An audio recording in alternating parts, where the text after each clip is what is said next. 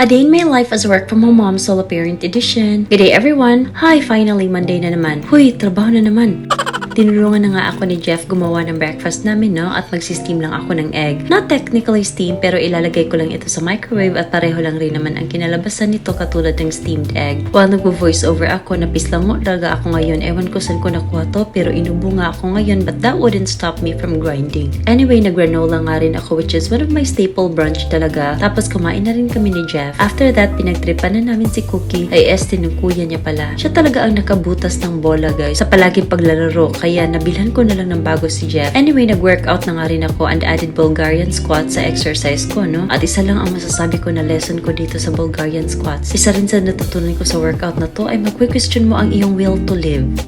Mapapatanong ka talaga kung ipagpapatuloy mo pa ba ito, kaya ang hirap talaga nito sa akin, pero sinasaktan ko pa rin ang sarili ko. Nahala, mag-agwanta ka niyan, Junaday. After our meal ay pinakain ko na nga rin si Cookie, pero pinag-antay ko pa siya ng bongga at tinest pa ang patience niya. Minsan mixed food talaga si Cookie, meat at rice at konting dog food, kaya nauumay kasi siya pag palagi na lang dog food. Buti na lang at nakapasa rin sa challenge at kaya talaga niyang maghintay hanggat di ko sinasabing go, hindi rin kakain yan. Minsan naglalaway na lang at nakatingin sa akin na naghihintay ng signal ko. That's why mahal na mahal ko rin talaga yung si Cookie dahil loyal at napaka-obedient pa. Pero Disney princess nga lang sa bahay. There's nothing special that day, so the next day after ko mag-work ay naghanda na nga rin ako ng brunch ulit namin. It's always a routine like this and you might wonder why hindi ako lumalabas often. Nagiging comfort zone ko na rin kasi ang bahay ko at sinusulit ko ang aking monthly amortization kaya nagsistay talaga ako dito para manamnam ko ang bawat bayad ko. Charing.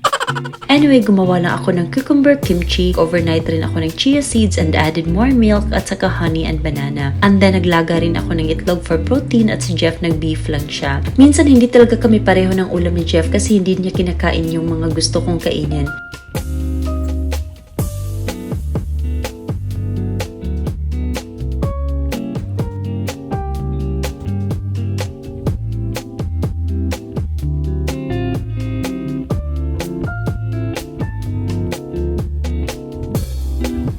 After that, workout na naman at may bantay naman ako today. Naging clingy nga si Cookie sa akin. Umalis nga rin si Jeff at pumunta sa kapatid ko na kapitbahay ko lang rin at nagkuha ng snacks doon. Para talaga siyang may-ari ng ref nila doon at nasanay na rin kumuha ng snacks.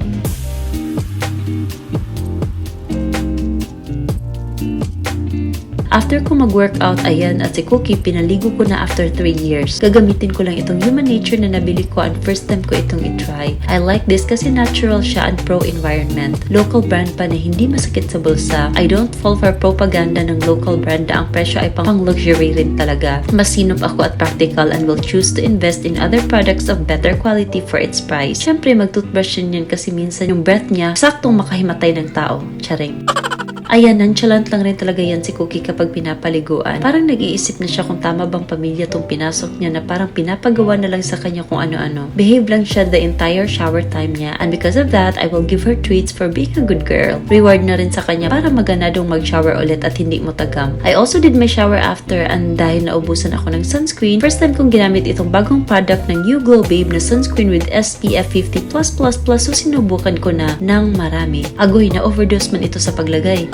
Sabi kasi 2-finger size, diba? Pero nagawan pa rin ng paraan dahil blendable naman siya and ang bango rin niya in fairness. Nakaka-moisturize pa ito at nakaka-glow, so mag-hoard na rin kayo nito. Nakaka-brighten at hindi nagwa-white cast. After ko nga mag-ayos ay may nanglili man sa akin sa kwarto Pero dyan ka muna, Cookie, dahil maglilinis muna ako dito dahil maraming alikabok at balahibo mo. Kaya hanggang tingin ka lang muna kay ikaw ba yan nagdala ng maraming fur dito ha? Pero okay lang yan, labs pa rin kita. Madali lang naman linisin ang kwarto kasi araw-araw tinatanggalan ko naman ng konting mess and I make sure na konti lang rin ang gamit ko para hindi messy tingnan. Anyway, for dinner, nagluto lang rin ako ng salmon at chicken breast, no? I just seasoned it with paprika, salt and pepper, then seared it in a pan.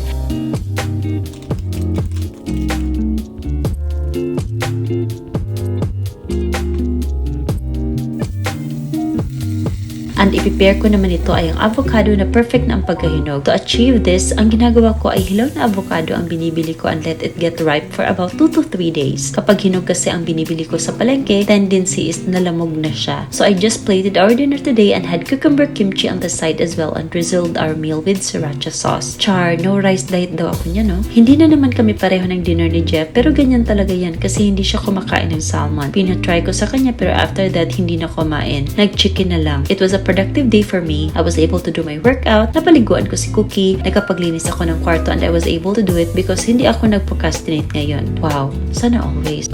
Pero kung tinatamad man kayo ngayon, okay lang yan. Ganyan din ako in some days. And that's all for today. Thank you so much for watching. Bye!